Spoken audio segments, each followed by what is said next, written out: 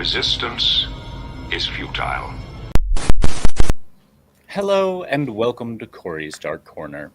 This is the show where we talk about some more deeply impactful topics than just screwing around. Joining us today is the wonderful Toxic Man Flu. Hi, He Cory.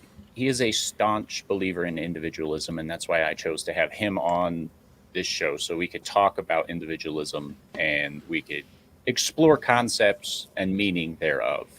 How are you doing today, sir? Doing very well. I'm very honored that you chose to bring me on to have this discussion. I do very fervently believe in individualism. This is something that I've been looking at for about 4 or 5 years now, since taking, believe it or not, a course on the Pacific War and how that focus was on Japan and China and Korea in that area, and the impacts with the U.S. and things from there. I had family in that theater. So I was interested in that, and it took a different turn, and they were defining Japanese society as a collectivist society, and America was individualist. I'm like, okay, so what does that mean? And started diving into it and found out there's many, many different meanings out there. So I'm not going to say that I'm an expert 100% on this. That goes back forever, and Nietzsche and the French Revolution, all this stuff and things from there.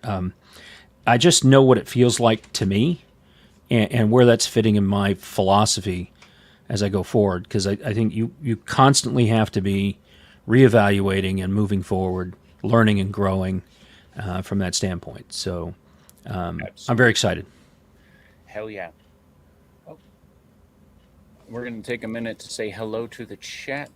Before we jump into this wonderfully deep discussion, we have Ryan Roger Athay. Hello, sir. I hope you are doing well as well. Vince Womack, always great to see you, Vince. Happy to have you in the chat. Hey, Vince. Jacob Ironside. Hail, sir. Jacob. Omega Star Productions. Awesome to see you, sir. I look forward to our future discussion coming on the 26th. It will be fantastic. And then we have the lovely Sherry. Hello, madam. It's wonderful to see you here as well. Sean Eastep. Still loving the hat, bro. Thank you so much for that. And of course, the Brightest Day. Hail Brightest Day. If you guys like audiobooks and stuff like that, go check out his Twitter. It's Brightest Day ADX. I think that's right. Go check him out. Brightest Day on Twitter. He does some narrations. He does audiobooks. He's really good at it. So go check that out. Support him.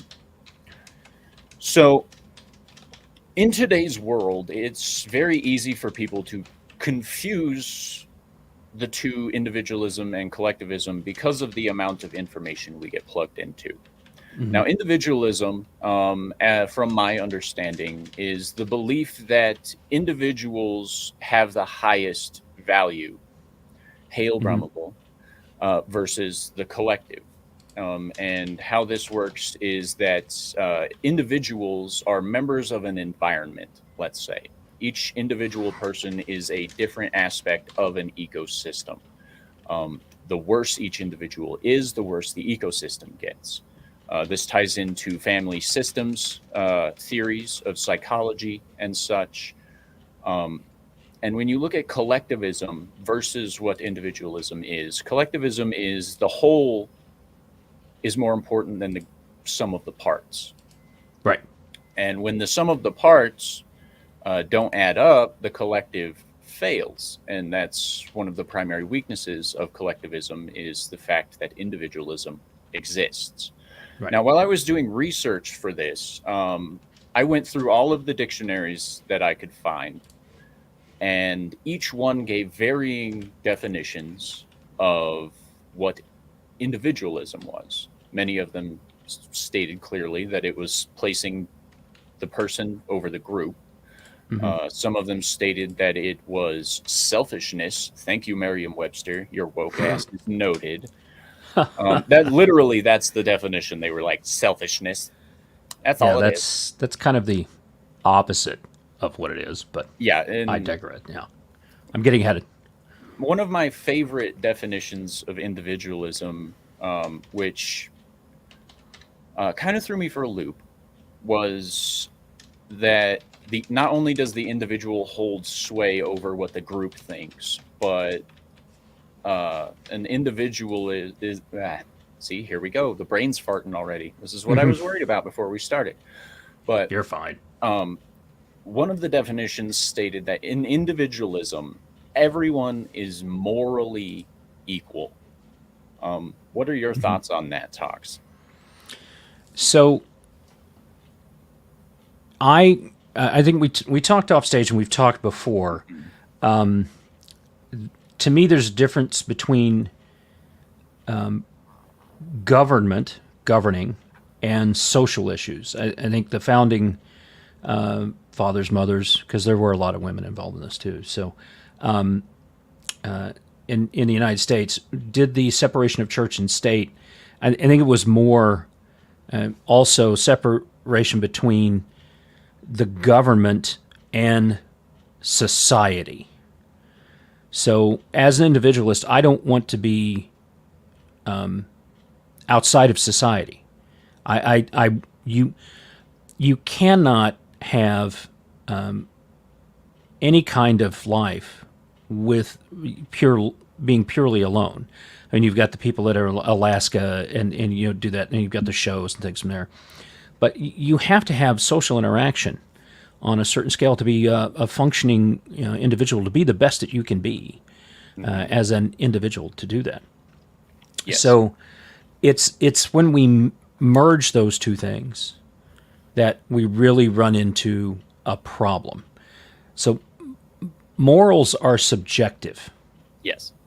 And what you believe to be moral and what I believe to be moral are going to be different. Drastically so, yes. So so we come together as like-minded, like-moral people, I guess, like morals, to live together in a certain amount of harmony.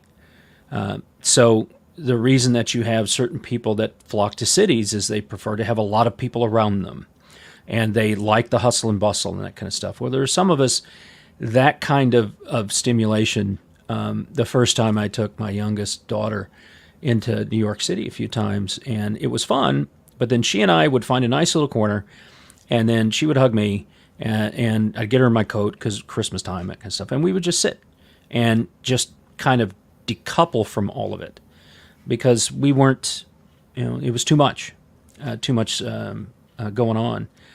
So you get people that like to live out in more rural areas. You get people who like to live on a farm. You get people who like to live out on a large ranch and have nobody around them. They're just, from there. But morally, they can all be the same, even though we have different stances on how those things work. So abortion, that's going to be a big one, right? Everybody talks, to me, that's a social issue. That is definitely a social issue. Government shouldn't be involved in that in any way, shape, or form. And I think that's why it's not in the Constitution. The First Amendment right and the Second Amendment rights and those are there because those are the inalienable rights of every individual. They should have to speak.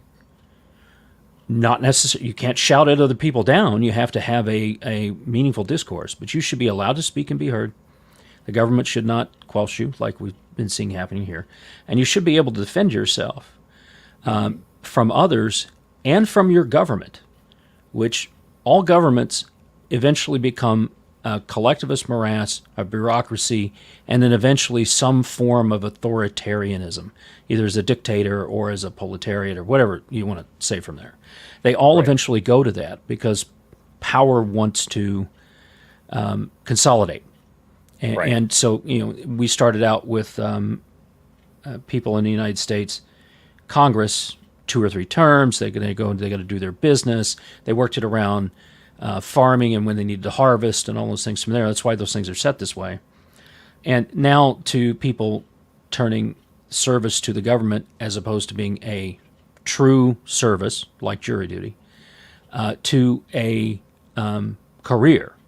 And I think you get that, then you get lobbyists and then things from there, and you get this morass that we tend to be in right now, which is as far away from the individualistic roots of the United States as you can get. Morally, individualism to me started with German Quaker women in Pennsylvania who came up with the idea that it's a singular walk with God. When I stand in front of God during the rapture, I'm responsible for the things that happen to me. Nobody else. I can't say, well, the church told me to do this. I can't say, well, the government told me to do this. I made these decisions. Right. And the individual is the divine offshoot of God. And thanks for both man and woman from that standpoint. So, well, so as you stated earlier, humans are social creatures. We need to be around people in order to actualize to our highest potential. It allows growth. In a collectivist society, in collectivism, how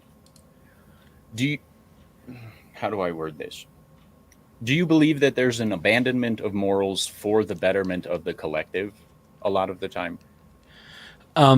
Okay. Is it morally okay to offer somebody that's depressed or has PTSD the option to self-delete? That's happening in what Canada is a collectivist society right now. So why are they offering that? Because it's cheaper for them to do that. So to me, that is a breakdown in the morals of the Canadian society. It is not, here's this person came back from war, they have PTSD, they went and did for the group. They sacrificed for the group to go out to do this and go to war and experience those things that those of us who haven't been in there have absolutely no chance of understanding at all, unless you've been in those situations, like my grandfather was, my great uncle were, a couple of uncles that I had, Mad Mardigan, and it's one of the others. There's several in the fandom collective here that have actually experienced war, right? Yes. So to offer them self-deletion is, in my opinion, a moral breakdown of the society to take care of those who sacrificed for them.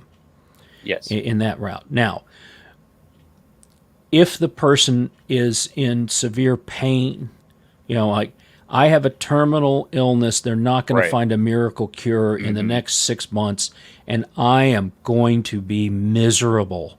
Okay. Right? If I have Alzheimer's, like me, I cannot imagine being blind.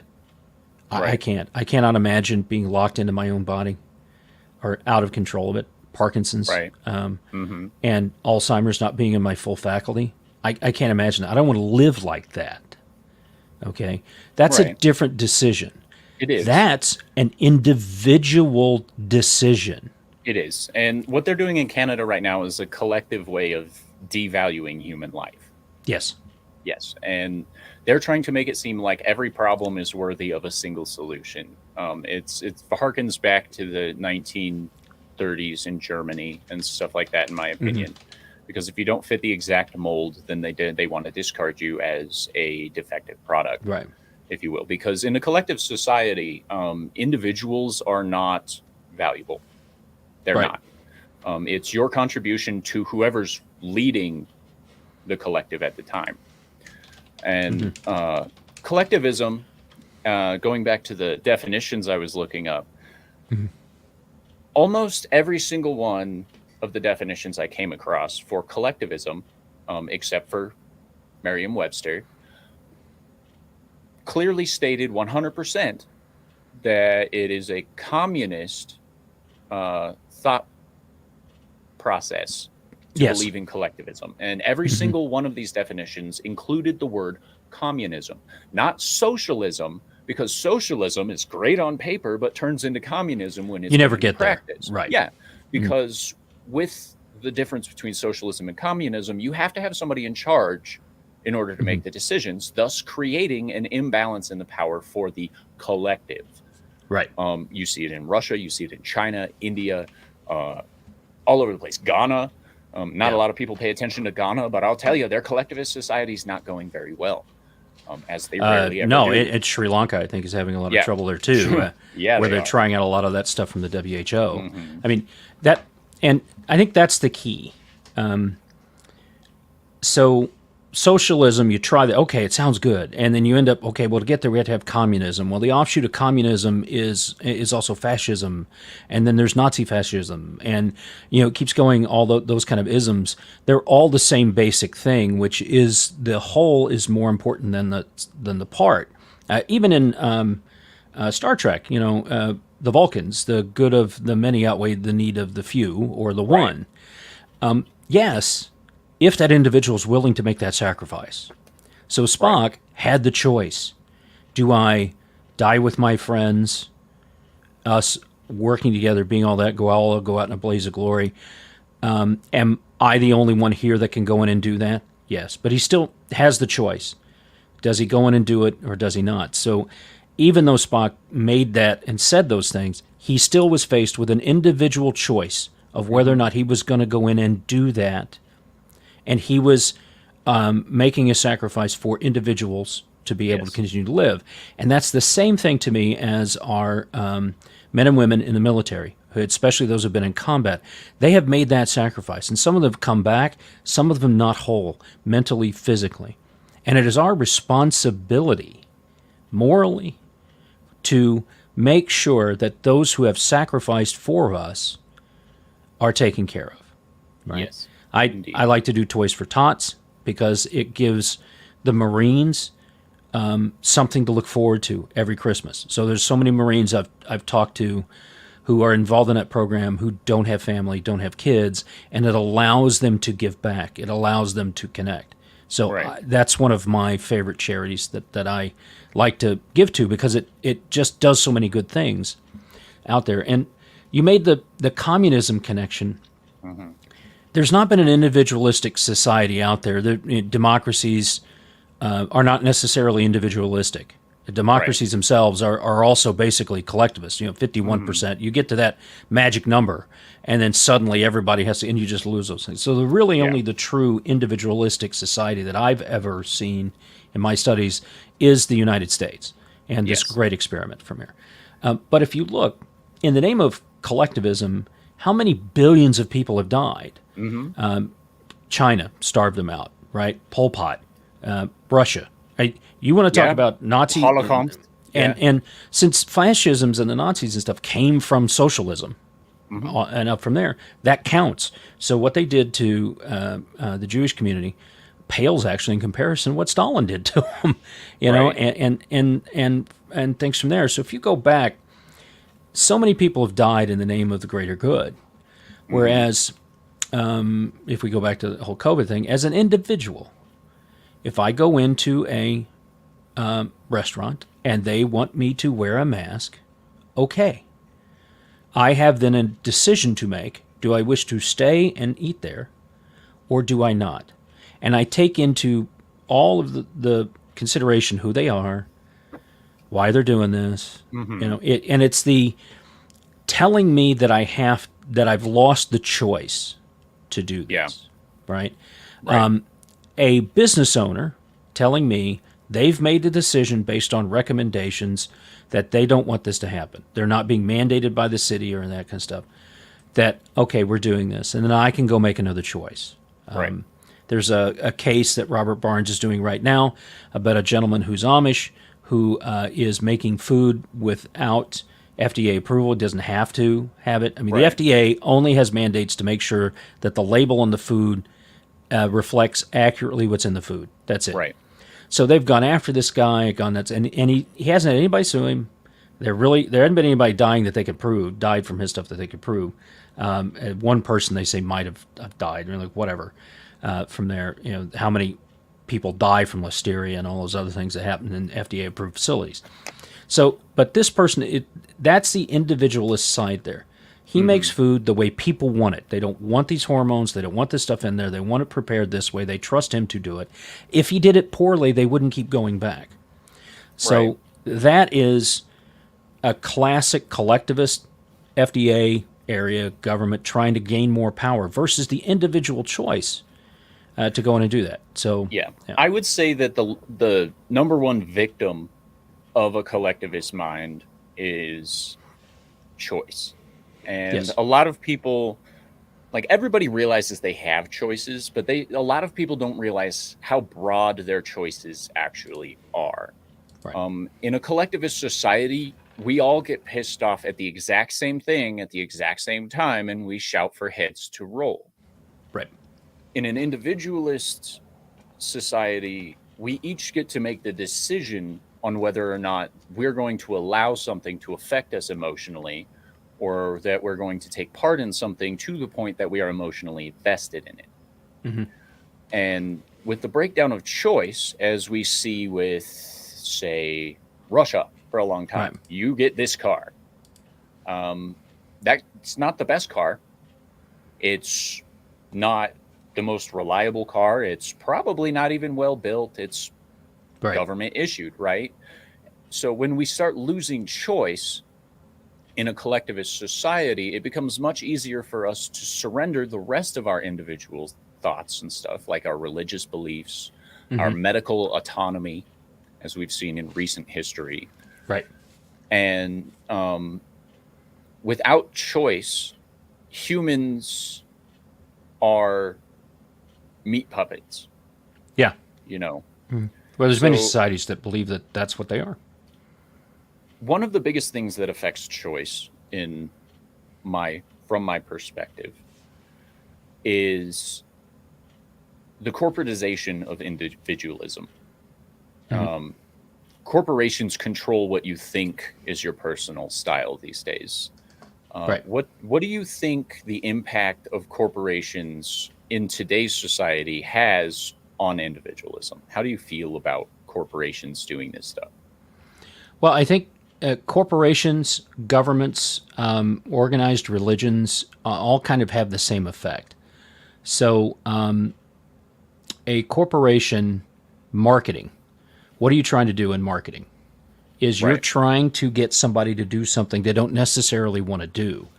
And that, to me, I've said it multiple times on yelling apart cars, they're in a throwdown. I think the most heinous thing that you can do is intentionally manipulate somebody to do something they don't want to do. Right. Indeed. Exactly.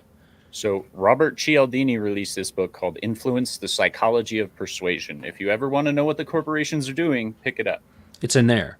Because look at what we were finding in the Twitter files, Facebook. I mean, now you have this company which can move an entire group of people who, not everybody's informed. Right. Not everybody has it. Why do they want to drop the voting age to 16? Why is it that you want to get the 18 to 49 year old? Why do you want to get that? Right. You want to get to kids early. McDonald's. There was one point I know that Ronald McDonald was more identifiable by children than Jesus, and a picture of Jesus here in this country. Right. Right. So they're there to maximize profits. Used to be for an individual, and then when it came to stocks, and now they're a publicly traded company, the people at the top who are practicing individualism by trying to do as best for themselves as possible, Right. manipulate those underneath them and manipulate the public to maximize their golden parachutes, maximize their bonuses, and all those kind of things from there. So that's where the morality of it comes in. Right. You have It's a Wonderful Life. I hate the film, but the whole thing about it is doing the right thing for the community and lending and doing stuff from there. So you used to have community banks, and you would talk to them. I'm still a member of a credit union, a local credit union that they had with the company that my father worked for 40 some odd years, right? So you had this relationship with the organization that came out of so much antagonism between the two. I mean, you had to have unions because there were 16-hour days. You had your entire family working in factories. Your kids were being malformed because they were stuck underneath in small places and things like that, and their legs didn't develop right and arms didn't develop right. All these things that were happening that needed to stop because individually those people mattered. Right. So individualism came to the rescue of those that were sucked up in that corporatism at the time. And we said, okay, unions, it's about the individual people that are in it. We're the individual jobs. We're going to do these things. And we are coming together to bargain as a whole to make sure that our individuals have the choice available to them and have a better life. And then what happened? The unions became more corporatized, right? And they got to the point where they were now manipulating people because power corrupts. And that's why you have to have term limits. And you can't have lobbying. I think we got lobbying first. And what happened with the lobbying is now the corporations are, making sure that people have money here and there so that, okay, we're going to have all this, military industrial complex stuff come through. We're going to do this, we're going to do that, and we're going to give you money. You're going to go to trips. You're going to do all these things, all the corruption and stuff that happens from there. And that's why you've got to refresh your government with new individuals often. Often. Yeah, you can. And if somebody's there and we all agree that this person's doing a good job, okay. But if you're being manipulated and you're manipulating those that aren't as educated on things or an entire social or racial group, as in the case of what Democrats have done and Republicans have done the same thing, then you're being evil and you're not being moral when it comes to this, going into that argument. So we've gotten to this place now where we've backed ourselves into a corner with these corporations. What are we going to do next? We came up with the unions. Now the unions are sucked up in there, basically a corporation as well. And do we just have a law that if a union cannot give to a political candidate, do we have a law that says corporations cannot give to a political candidate, right? Because they're not individuals. They're an entity of some type. So I cannot say, Bob Iger, you cannot give to whoever you want, right? Right. That is a tenet. They need to be able to do that. He has, through luck or work or whatever, gotten himself to a position where he has that ability to give to whoever he wants. But don't sit there and tell me that you're going to push this stuff into entertainment to manipulate people to your side, because then you've lost the moral authority on this. Exactly. Yeah. So it's a big problem. It is indeed. I agree with you 100% and well stated. Omega Star Production brings up another point that I actually wanted to touch on today. And he says, it's too bad that a lot of people confuse individualism with narcissism. Oh, yeah, that's a huge one. Now, the term radical individualism has been used in the past to describe individuals with narcissism, antisocial personality disorder, megalomania, and all of these things. And the opponents of individualism like to use these as examples on why individualism doesn't work. But Toxic Man Flu and I both know that this is actually a mental illness, and it is not a prevalent factor of society. It's becoming more prevalent the more we allow celebrities to control the world and allow corporations to control the world and allow the government to do whatever the hell it wants. But hey, Mike. But when it comes down to it, this is the same thought process that people use to say all Muslims are terrorists, to say that all gay people are groomers. And it's a generalization based on the expression of a single small portion. Right, because our brains are not wired to think about all of these individual choices that are out there. We had to put things into groups, right? Yes. But you can't put things into too many groups, which is where we're running into. The problem that I have around like gender and all these is like it's infinite. Well, then it's going to blow people away, right? There's male, female, and we don't know. Okay, that's something that people can understand. Well, and that actually brings up an interesting point that I was pondering on before we got this show going, was the gender thing that's going on right now with the pick your own adventure gender. Right. Is actually destroying the concepts of individualism more than it's helping it. Yes. Because this is a form of radical individualism that tells people you can literally be whatever you want, even outside the bounds of rational thought. Right. And that's it. And I've talked about before, I don't like the whole left-right thing because they're so far out on the sphere of everything that's going on, and most everybody else is in the inner planets, say, circling around the sun of centrism.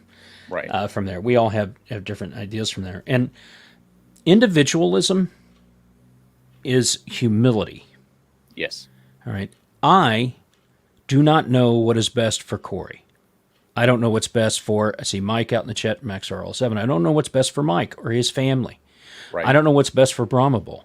I definitely have no idea what is best for Vince Womack. Whatever. Right. I see some of the stuff he posts in Gilded. Yeah. But I support his ability and everyone's individual abilities to have the freedom to choose that. What they want to do, what they want to put in their bodies, what they want to do from there. And that is a humility, a lack of hubris, a lack of narcissism. And collectivism is the narcissism, and that's why they use that, call your opponents what you're really doing. Because collectivism is saying, Cory, I do know better than you. Yep. Who's the narcissist? You? No, me. Exactly. Right? It's like saying they all knew the world was flat, and then we all knew that you couldn't do this, and science says you can't do that. And then the food pyramid was the greatest thing in the world. Now we're finding out it's not. All these people that are coming and saying this is true. The Graham Hancock stuff that's come out, and people saying, well, okay, but no. They can't fathom being wrong because they don't have any humility. They have narcissism. I am right all the time. And we have fed into our society by telling our kids, everybody wins. Everybody gets this stuff. As opposed to, okay, yeah, you won in your little grade school running your 100-yard dash against 10 people. You get to middle school and you come in third, and you get to high school and you're like 15th. Right? And you have to deal with that. There are other individuals, other people out there that are going to be doing better than I am. And in a free society where you can move in amongst those, as opposed to a society in India, which is a caste society, you're born into a certain caste. There's absolutely no way you're going up to the next one, which is why we get so many people from caste-based societies that come to the U.S. because they have that freedom to move in amongst. So you might have somebody in a lower caste make a brilliant neurosurgeon. Hell yeah. And here in the United States, they would have the ability to go and do that and make those choices to be that way. So the narcissism thing in that argument, Ted Kaczynski comes up a lot, Jeffrey Dahmer comes up a lot, Timothy McVeigh comes up a lot. And I'm like, those people were not individualists. Those people were narcissists. If Ted Kaczynski really was an individualist, he never would have tried to convince others that he was right. Right? Now, we can sit down and have a discussion about it. And there's just a certain point where we can decide, nope, that's not it. As soon as I could say, Cory, I think you look best when you wear blue shirts. That's my opinion. You can take that and say, well, my wife says she really likes me in gray. And these people say that. And, toxic man flu may be colorblind. Who knows? Right? But I can give you an opinion. You can take that and walk away from it. Twitter has a mute button and a block button. And those that I go through and I mute and I block people all the time. And they say, oh, you're living in an echo chamber. Yeah, so? That's a personal choice. Yeah, it's a personal choice. I don't want to read those things. I want to interact with the people that I want to interact with, that give me positive feedback, that give me constructive feedback, that even give me negative feedback without yelling at me. Right? It's shouting at me down and saying, oh, you're wrong, you're wrong, you're wrong, like we're seeing a lot from both the right and the left extremes. I'll just call them the extreme fringe because it's a circle. So the extreme fringe that comes from both of those sides, yelling at me, telling me I'm wrong, I'm wrong, I'm wrong, they need to look in the mirror. They are the problem, not me. I'm not bothering them. You may run into people say, oh, you're not wearing masks, it's letting this stuff out. Right. Okay. All right. We can have a discussion about that as long as We know what the facts are, which in this case we didn't, and we move forward based on logic and facts and not emotion. Yeah. And stuff from there. And one of my personal opinions, again, regarding all this is another biggest victim of collectivism is true education. I'm a proponent of lifelong learning, and it's not a proponent of lifelong academia, because there is a distinction. A man once said to me, you can tell when a person goes to college to become educated and when he goes to college to become wise. Right. Because in a collectivist society, learning isn't technically required. All you have to do is follow orders. All you have to do is follow trends. An individual is at their best when they are properly informed through their own means of learning. That's why we're seeing a breakdown in the education system. Math is racist. English classes are racist. Cooking classes are racist. What you eat for lunch is racist. All these things are breaking down to try to make them seem bad because they don't want people to be as well educated as we used to be. Correct. And when you break down true intelligence in a society, it makes it much easier to build a collective of simple-minded, controllable individuals. Because they're still individuals, they just don't realize it. Right. Because it's easy to manipulate and control.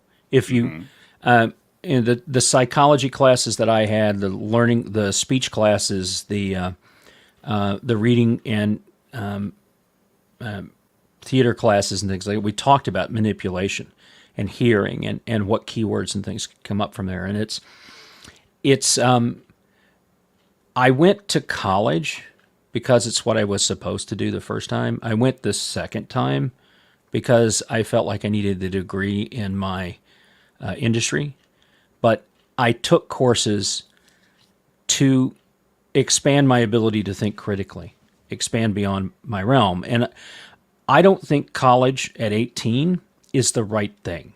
Right. I think you need to delay that until somebody's ready to do those things. Now, absolutely, somebody has an aptitude for being a physician or in the clinical areas. Okay, I understand that. But I don't think going and getting a biology degree is the first thing you need to do. Right. My youngest daughter went to what you could call a trade school and is a very highly paid individual in the medical industry after 24 months. All right.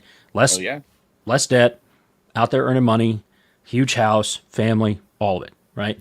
And she's probably the most individual and stubborn person I know.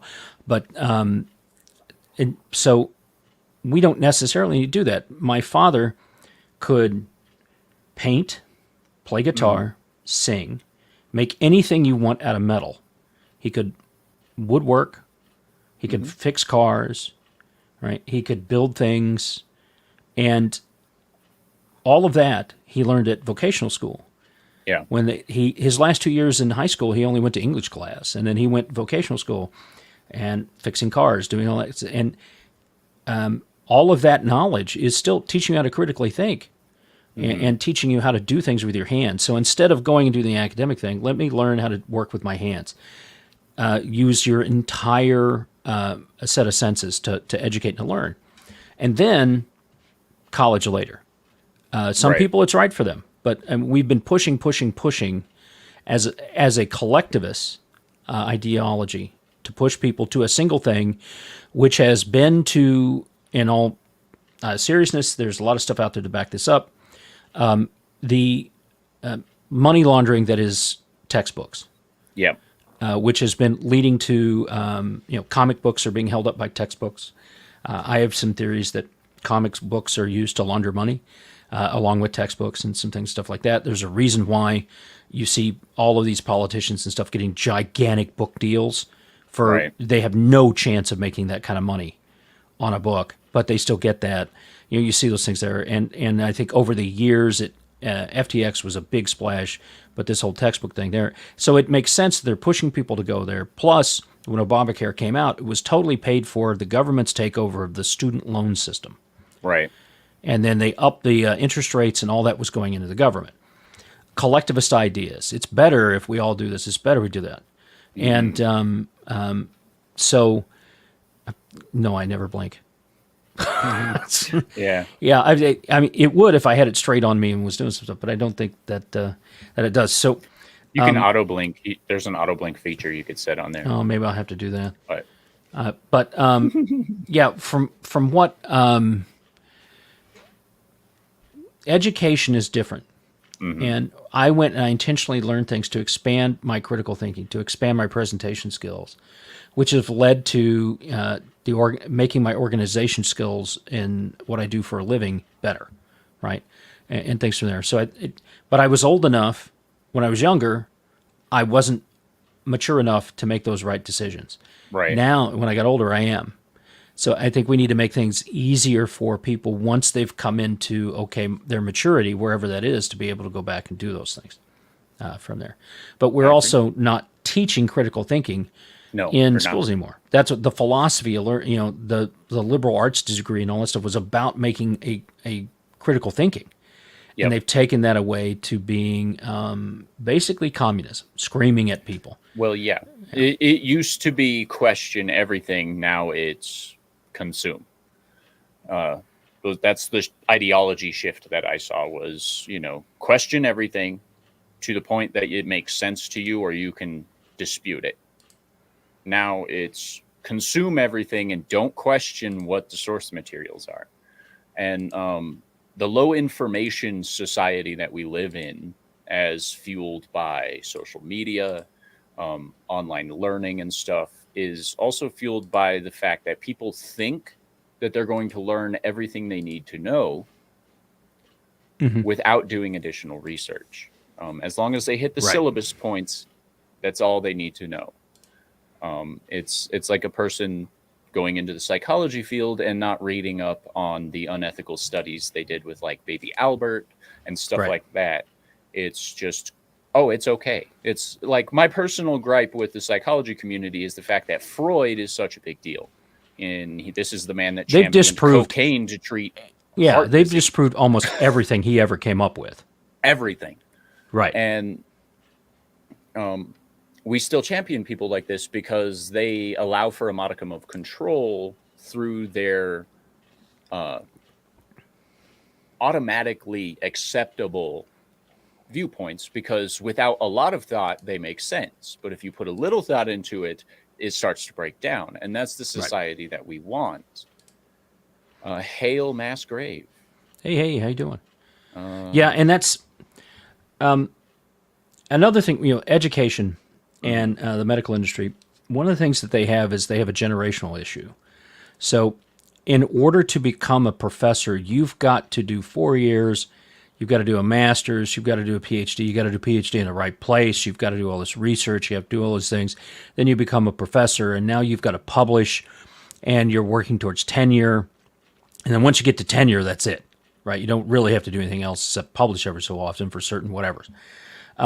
But so it takes you so long to get to the point at the end that you've looked back and you realize I spent my whole life doing nothing but this, and now I've missed things, and the physicians, how many physicians, they've married to somebody, and then they get through that, and they get out there, and they realize when they're finally starting spending time together, because a physician does not spend a lot of time outside of other physicians in the clinical areas, as they go through the education side, they realize that they've grown apart, and then there's a high rate of divorce.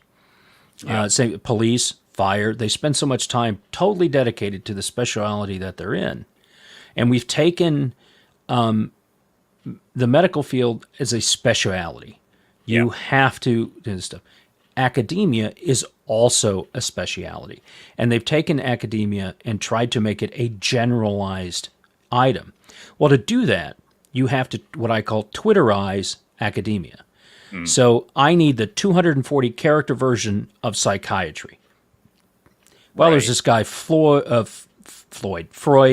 Someone had a dog, and then there's concepts of id, and all these things and stuff in there, right? So it's like 240 characters to try and tell people what this is.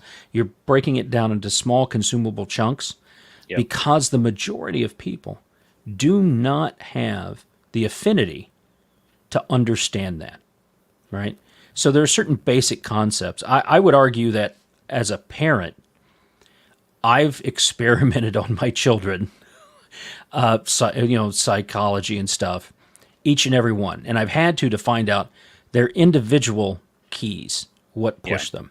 So I had one daughter, we were on with the Culture Casino last night, and I think it was Valiant Renegade was talking about son had spent $400 on games and stuff like that. And I'm like, I had a daughter who, I had a $900 phone bill, and this was more than 15 years ago. Oh, wow. So, yeah. So, I mean, I'm not talking like 900 now. I'm talking like that was half the month's pay kind of stuff. Yeah, that's without any financing on phones or special add-on crap they have these days. That's right. That was all that's pure impressive. on the phone talking. Oh, yeah, she could do that. Well, what we did is we put the phone, and the phone had a display on the outside to tell you who was calling. And I had an unlimited plan on the phone in the house, and she had her own phone. It was just cool to talk on a cell phone. So we put the cell phone into a Tupperware container that had clear plastic on it and duct taped it to where only one corner was visible. So when her phone rang, she could see it, just rattle it around and see who it was, and then go call them on the house phone. Okay. All right. So we did that for a month. And instead of making her pay it back, that's what we did.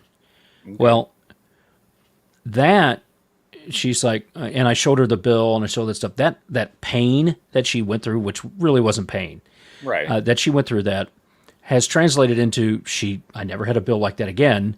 And she's much more frugal because she fully understood a ramification from her not paying attention to what was going out. And we've got people don't pay attention. I've got auto insurance, so nobody shops around on that stuff anymore. So you're not getting a best price. Everybody, we got used to our companies giving us top flight medical insurance, and the prices have skyrocketed whenever there's a third party payer involved, and things and stuff from that. And it's about responsibility, and that's the biggest difference between, in my mind, between individualism and collectivism. And individualism, in that I'm responsible. Yep. I make a decision and it screws up, my fault. It's that old, you're pointing a finger at me, there's three pointing back at you. Yep. Kind of thing, right? And collectivism it's not my fault. It's the group's fault. It's the I was only following orders thing, which is why the police departments that are doing this stuff and things that happened in World War II and stuff like that in World War I, that doesn't fly with me. So I started this message from Jacob Ironside because this is a very important aspect of individualism versus collectivism. He says, when people's individuality is taken away, it also causes them to be callous towards human life. Yeah. And we have seen that a lot in recent history. You could use Twitter as an example. There's always someone reading on Twitter, screaming, freaking out over something. But it makes them care less, like we saw with the vaccines. People calling to have these people die. I want them to die because they didn't do it. I want them to die because they did do it, etc., etc. It devalues human life, and it makes you less thoughtful of human life because it places another divider between us in a society where we're already sectioned off like a jigsaw puzzle. Yeah. I mean, well, look at China. What is China's main resource? Unlimited supply of people. Yep. Look at there's certain India, unlimited supply of people, right? That's what their main resource is. So they're like, they have so many people. It doesn't matter. Okay, you're the same as somebody else. You all begin to look the same. And that's, you just look at mass murders across, all that stuff, and where they starved people out and did things like that. It was for the Yep. greater good that Pol Pot starved out all those people. That's what he kept saying. Turns out it was just him being a dick when it's all said and done. And they don't even know how many people died. Right. And mass graves that we're finding, Europe and all of that.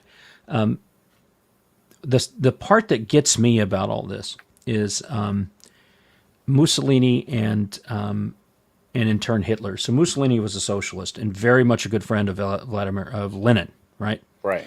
And broke off from Lenin. And if he hadn't broken off and decided to do the fascism part of it in Italy, which had nothing to do with killing anybody else, it was just, socialism the Italian way,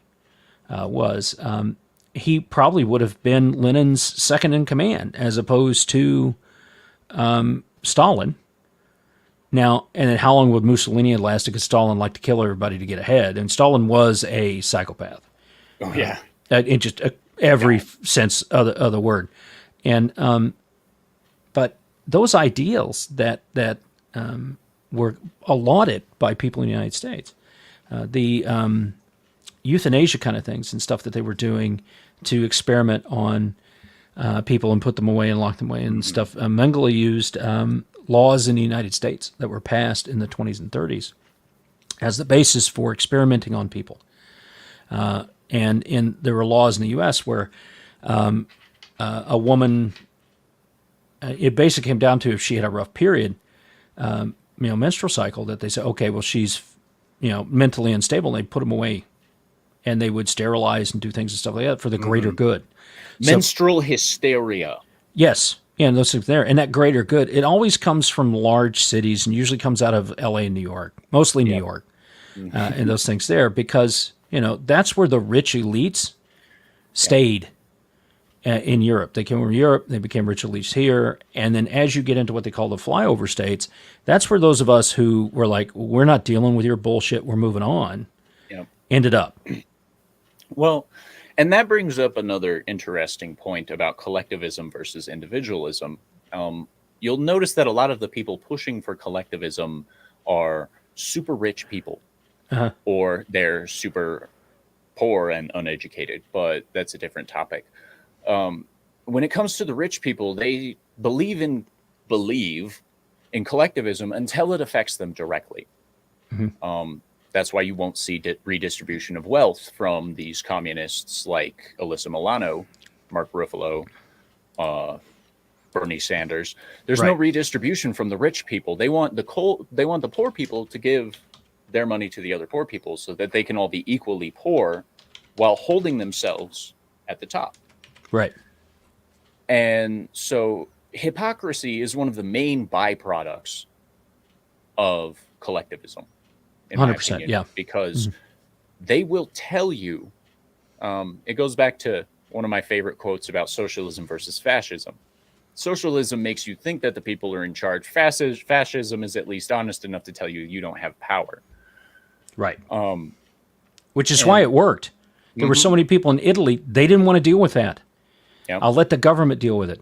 I mean, that's the Great Society and the stuff that we got from LBJ and FDR. FDR was a complete elitist. Yes, he had no friends.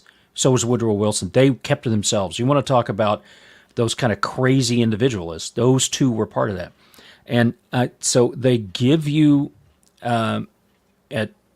it's the road to hell is paved with good intentions. So the easy way out or the difficult way out. Do you store up your stores for the winter, or do you not? Tons of stories out there, all those things happening. They give you a way to say it's somebody else's problem, which is in Hitchhiker's Guide to the Galaxy. They have not invented invisibility, but what they have done is been able to create a field to say that, yes, there's a spaceship sitting here, but that's somebody else's problem. And so it's basically a mass field of ignoring it, right? And they call it a somebody else's problem field. And Douglas Adams, one of my favorite authors, dug into those kind of social aspects and was bringing that stuff out about communism at the time and the social stuff that was happening in England. It's making sure that I can blame somebody else. And then if I blame somebody else, being responsible is hard. Looking in the mirror and saying, I'm the reason I'm where I am is hard. Welfare programs, that's part of it. Because what do you think? People who don't have money, that doesn't mean they're dumb. They know where kids come from. So if I don't have money, I'm not going to want to have 12 children. Or maybe I do.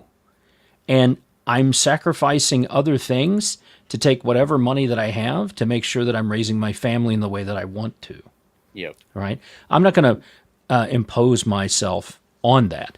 I know that we're getting close to time. There's one quote that I wanted to bring up from Thomas Paine, Rights of Man. And I'm a huge Thomas Paine fan. One of the unsung heroes. He probably wrote the Declaration of Independence and a lot of things that were in the Constitution from there, and it was a big part of the French Revolution. So his saying is, whatever is my right as a man or woman is also the right of another, and it becomes my duty to guarantee as well as to possess. So I think that sums up individualism right there. My rights are your rights. It's my duty to protect yours, and it's your duty to protect mine. Mm-hmm. And that is what the United States was based on, in my opinion. Yep. That is what we need to do. Like, there's a lot of people out there that don't like pineapple on pizza. Right. They are soulless heathens that are going to hell. But pizza, to me, is a perfect analogy of why I bring it up all the time. Mm-hmm. Everybody's different, but we all think pizza's great. There you go. Everybody in the United States is different, but we're so glad for freedom. Hell right? Yeah. So what can we do? We can order pizza up with individual slices if we want. So, but that quote from Thomas Paine, if there's those of you out there, Goodreads is a good place. Thomas Paine has a lot of good quotes that really got me into this individualism thing from there, and that's one of my favorites. And I would like to close out the show by saying that while people say that individualism is selfish, hail unacceptable views and Poe Baby 74. While people say it's selfish, it's a vital part of your existence, because without an individual, a collection can't exist. And having an individualist society allows for people to grow individually and grow as a society, because it allows for the free expression of thought, the exploration of concepts. Mm-hmm. It's also allows for each individual to check themselves for where they may need to grow. The collectivists will tell you where you need to grow, but you might not feel that that is where you need to grow at. And individualism is tantamount and paramount to proper human functioning. Right. You don't want to run on a broken foot. Mm-hmm. And by instituting a collectivist society, they are not only breaking our feet, but they are cutting our legs off. Mm-hmm. We need to do everything we can to not only educate ourselves about individualism and its importance, but we need to educate ourselves on how we can affect change as individuals on a grander scale to benefit the other individuals in our society. This does not break down to race. This does not break down to sexuality. This breaks down to human individuality. If you are a human being, if you are living and breathing, you have the right to do so, and you have the right to think for yourself.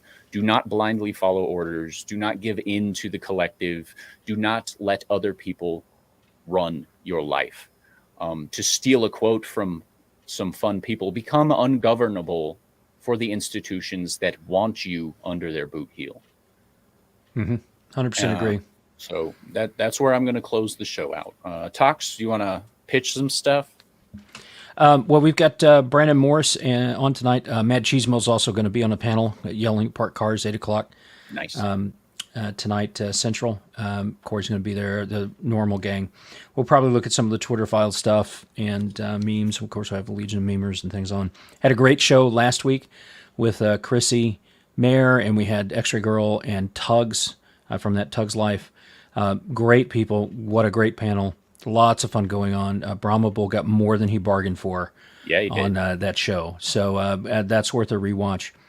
I encourage you, as celebrities have done, they look in the mirror and they look in the camera, and they're not looking at themselves. They're looking at you when they say, I'm responsible. And those things. They're looking at you, telling you you're actually responsible, not me. Look in the mirror, and you don't have to be perfect. You just have to be moving, moving forward. I made the decision to be where I am. I can make choices to not be here anymore or to continue down this path if I'm happy with it. Hell yeah. Look at these stuff. I put links to the Thomas Paine quotes there. I would encourage people to read the Rights of Man, written from there. So, yeah, Yes, and absolutely. Man and Woman. It's a good book. Hell yeah. Well, thank you everyone for joining us, and thank you, Tox, for being here today. I do hope My you all pleasure. enjoyed it. I hope you found it informative. Remember to like, subscribe, and share. That's how we grow. We grow together. I am almost to 600. We'll hit that 1,000 Yay. mark eventually. But until then, stay sexy. Don't Oh, get wait. murdered. Mike's going to be on the show Thursday. Oh, nice. XR said, right. He's in the chat. So Mike's going to be on Thursday. So I forgot to Yeah, say and definitely go check out XRL 7. Episode 21. It's got some famous people in it, like this guy over here. Yeah, famous. Okay. Anyway, we will catch you guys later. I'm going to do a classic Ryan Roger Athay wave out because I still haven't made an outro for this channel yet. So I will catch you guys later. Bye. No, don't. I pushed the leave studio button instead of end broadcast. That was going to be my boomer moment. Yeah. Yay.